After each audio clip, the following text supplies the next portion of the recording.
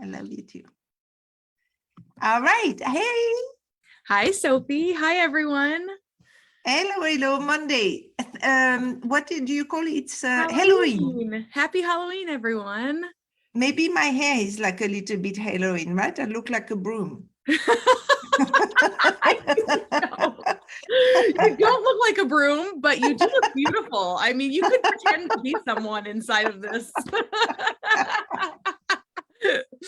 I'm pretending to be, very professional with my braids. I know you're not pretending. I was impressed. But we should have come on the call all made up. That would have been fun. I know. I didn't even think about it until later, but we have more. Anyway, are you dressing up? Not totally. I'm not doing full dressing up. I'm just but we could see a picture. Okay, we could do a picture. Oh, yes. Let's do Halloween pictures. That's fun. I am not dressing up. Okay, I'll dress up, and then everybody else who's watching. I love dressing up, but I'm not dressing up. I have one good Halloween picture. I did it once in my life. Because Halloween is not a European thing. I was just going to ask, do you celebrate Halloween in Europe or some version of? Well, more and more for the children, but it's not. It's really like, oh, that looks like fun. The American people are having fun. Let's try that, but it's not hilarious. Yeah. I love that. All right, Abby, today, we did this survey, and the main question we had that people wanted to engage in is, how do you deal with the existential crisis we're going through? How do you deal with a systemic crisis, right? So I thought today I would share how I deal with it. That's great. Which is not the only answer, everybody, right? But that's all I have to give you is my experience, right? So the first thing, Abby, is, I keep informed about what's happening in the world because I cannot not be informed, given I'm a teacher and I talk to people. I need to know what's happening in the world, right? But I keep informed like the minimum possible. So I read the headlines of 3 different newspapers of 3 different countries so that I have different point of views, but just the headlines, because I can't deal with the story, right? Yeah, so I know what's happening. And just that brings up existential anxiety, right? So what I call existential anxiety is that I'm actually anxious for existence being our,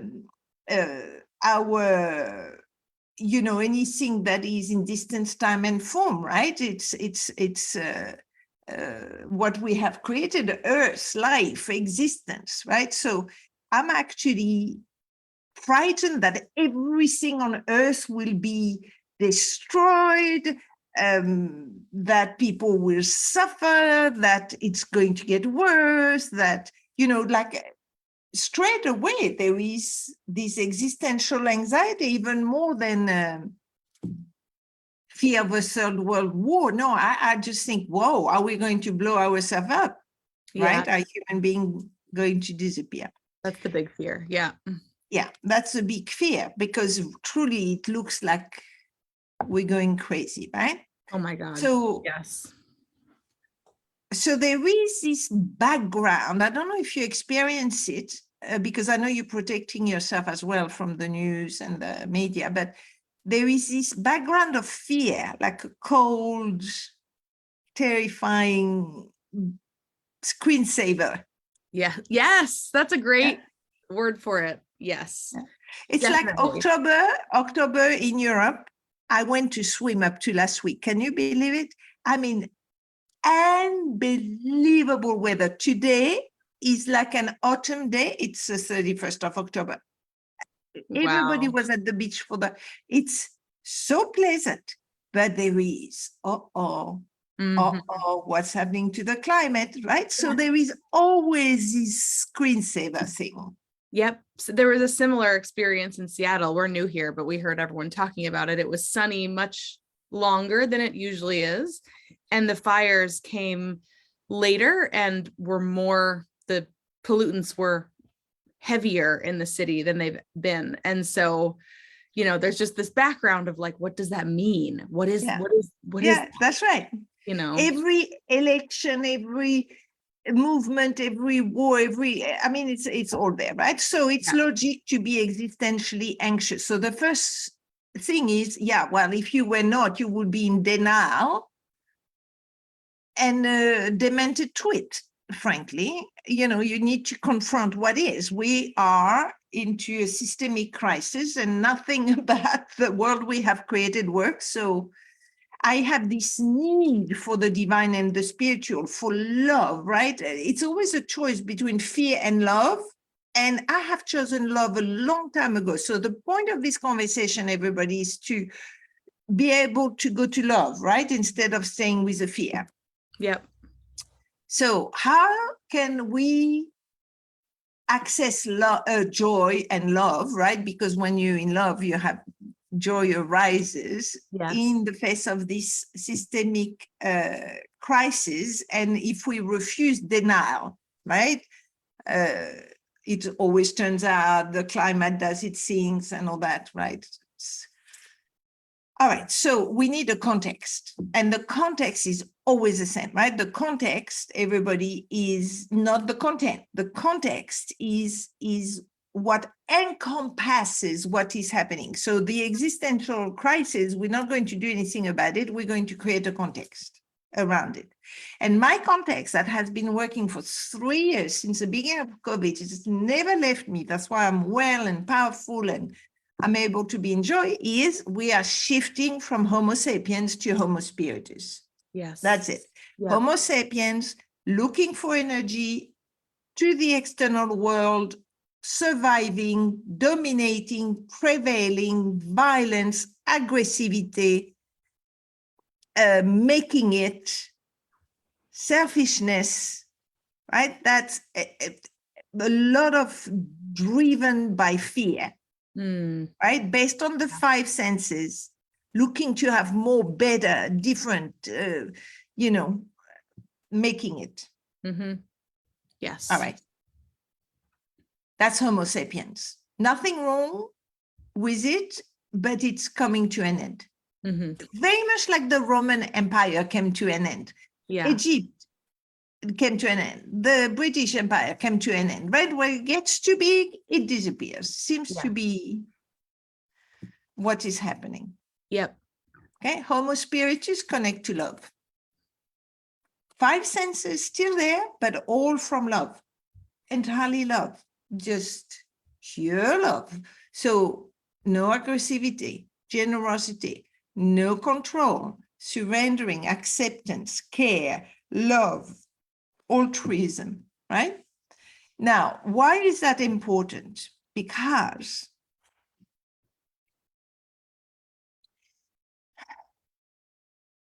the world is a reflection of our intention. If our intention to survive, if our intention is to survive, then little children will die of hunger. There will be war, borders, racism, unfairness, suffering, violence. This is the world we have now. This is why it's so important to wake up. It is impossible to change the world, the reality we have created. Leave it be, just create another one.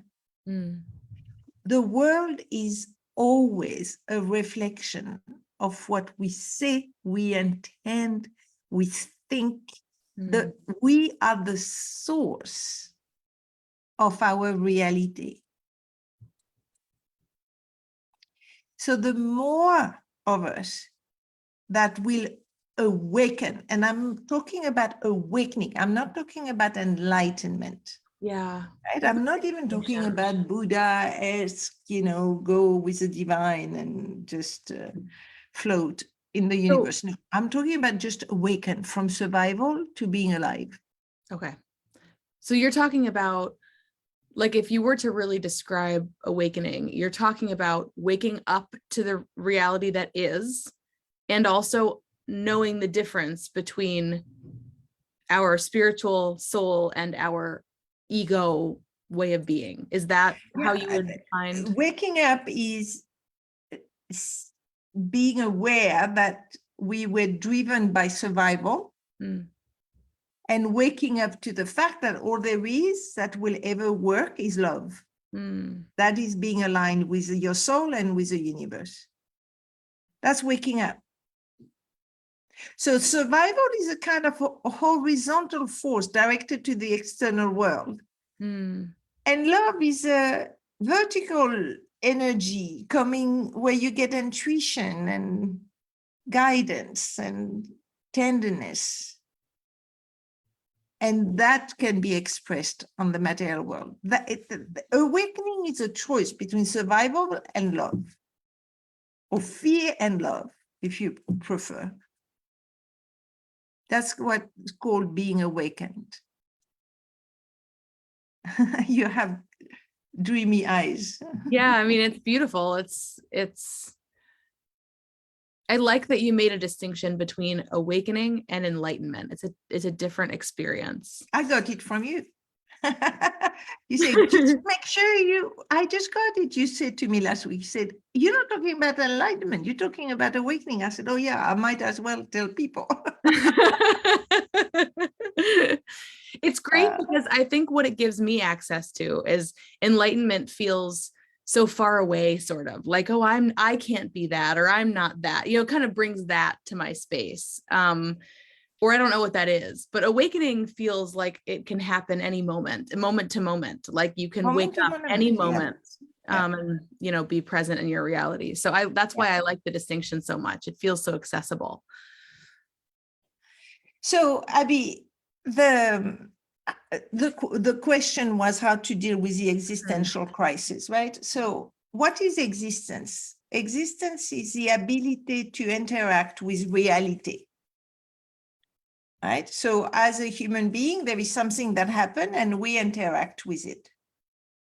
That's existence. Okay?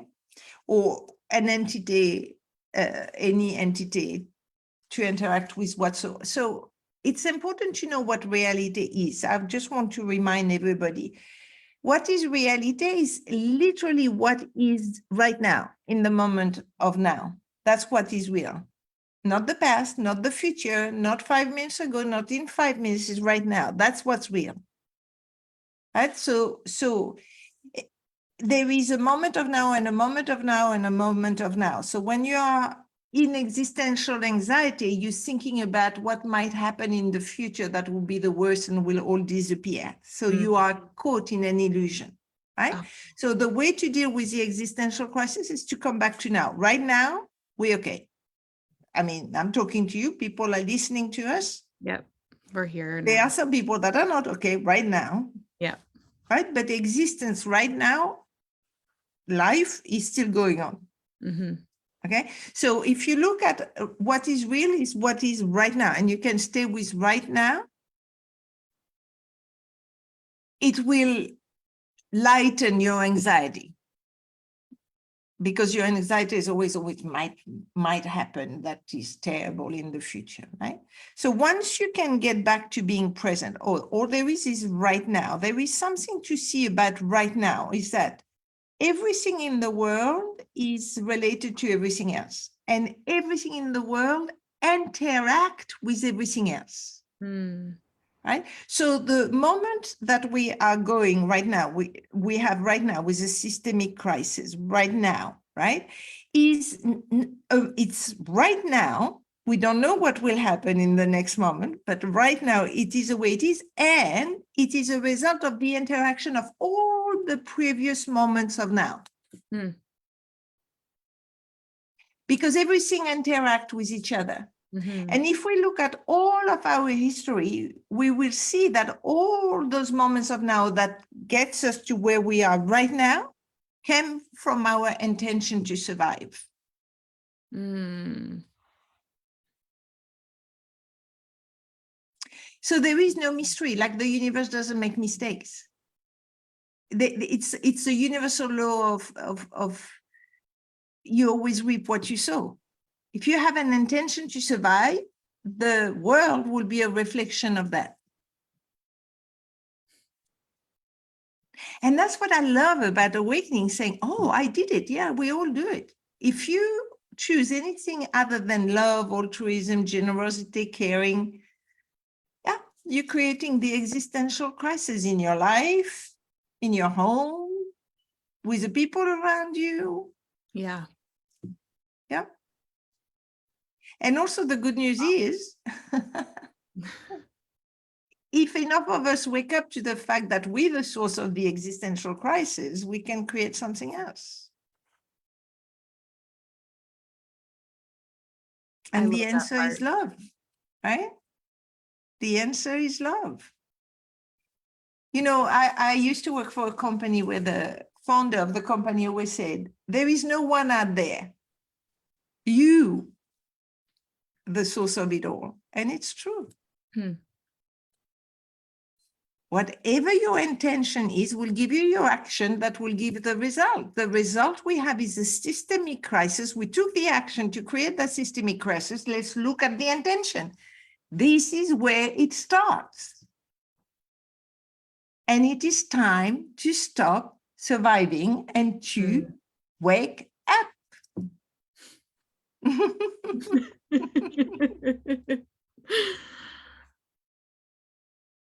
It is now urgent, right? It's Yeah. if and the what we're creating is getting so bad that let's not wait for the moment where it's either wake up or die. You know what I mean? Yeah. I get a bit exasperated, saying, "What are you waiting for? To have your back against the wall and be about to die before you wake up?" Yeah. And something I love that you said right before we got on this call, you said to me, you said, I do know that it's not easy. I do know that when you're up against that place, it's very uncomfortable and we can have compassion and you're really takes a lot of courage to get through that place. And it's worth it. It's worth it to So awaken I have this story, right? Because we call it storytelling. So I have this story. It's the person that told me is somebody that I trust with my life. So I'm sure it's a real story, right? So he had a friend, and I think her name was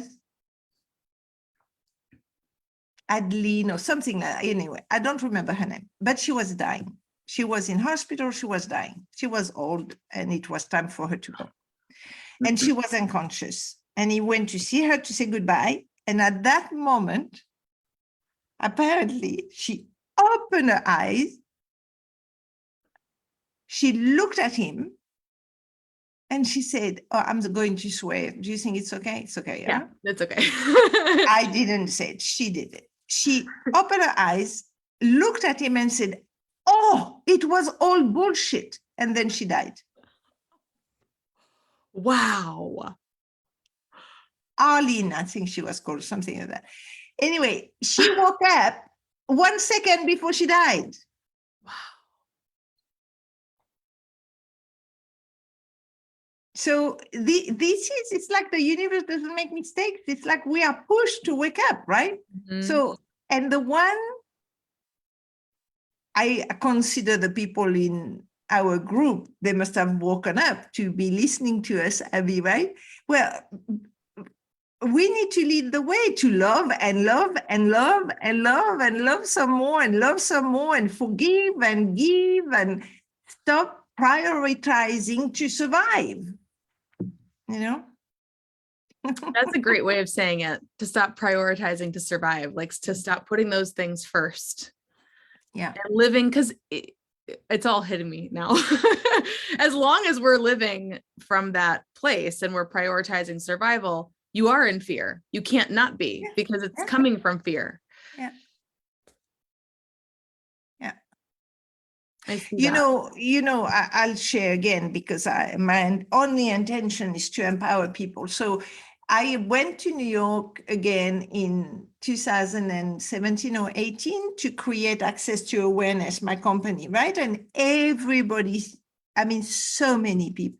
so many people said to me, and we tried, right, Abby, you and I worked together, we tried, said, you've got to market, you've got to advertise, you have to tell people that if they don't do your work, their life will be miserable. You have to find the catch so that people think you're the solution to all their problems and all that.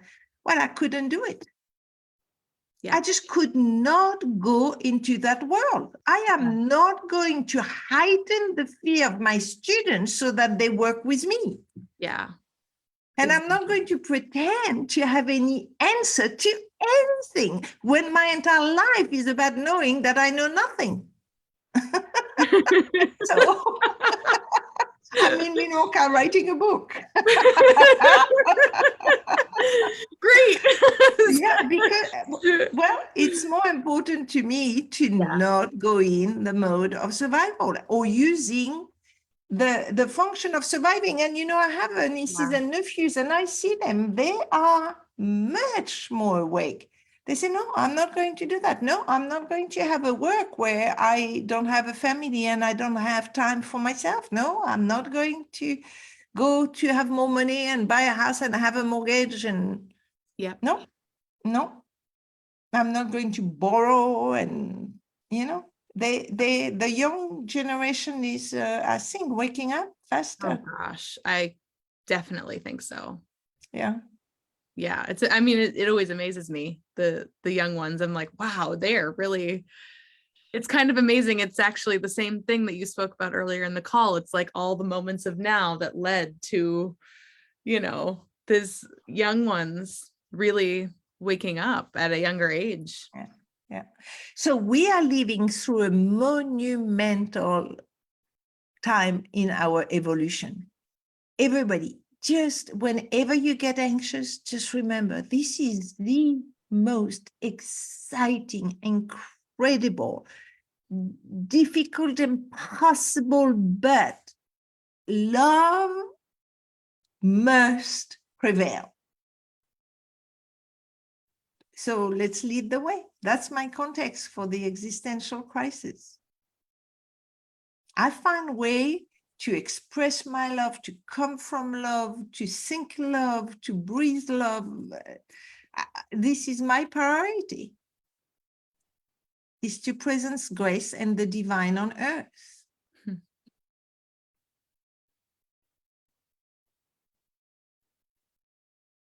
Thank you, Sophie. Yeah. Thank you for being a stand for love. I mean that. I mean, really, it's just, that is what we truly, where we need to come from, that true fabric. Well, that's who we are. Yeah. Right? It's always what we say. Remember who you really are. Who do you think you are? You're pure love. So if you go into survival and fear, you're not connected to who you are. All right, my darling, that was a profound conversation, a bit difficult. Do you want to check to see if we have I was any? just going to say, let me quickly hop in and just check. Everybody, we always say this and we'll keep saying it. You're very always welcome to put comments or questions underneath the live. And you're also welcome to submit questions for this Monday call. And I'll put the link underneath that you can use to just put your question, and we'll always keep it anonymous. So you don't have to worry about that. Oh, and Abby, you have to say to everybody, we have this free mentoring call on Thursday. Oh my gosh, everyone. Oh, this is so exciting. Okay. So last month we did our first free coaching call on the first Thursday of the month. So our next one is coming up. It's this week on November 3rd. And last month was so fun. I mean, it was just so beautiful and so authentic, and everyone shared and everyone got a lot out of it. So please, if you would like to join us, I'll put the link below. You can sign up, bring your questions, comments, or just come and listen. You don't have to, ask anything. You can just be present if you want. And I see Tom and Raquel are here. Thank you guys so much for being with us. And there's some others here with us. So yeah, if you folks have more questions about the free coaching call, everything's inside of the link that I'll post below. Please join us. All right, great. All right, Abby, thank you so much. And Thank you, everybody, Sophie. happy Halloween. Have fun. Yes, have fun, everyone. Give us your pictures of what you dress up as. Oh yeah, that will be fun. Oh, come Yeah. on. Send us pictures. Yeah. Okay, bye, darling. Bye, Sophie. Bye, everyone.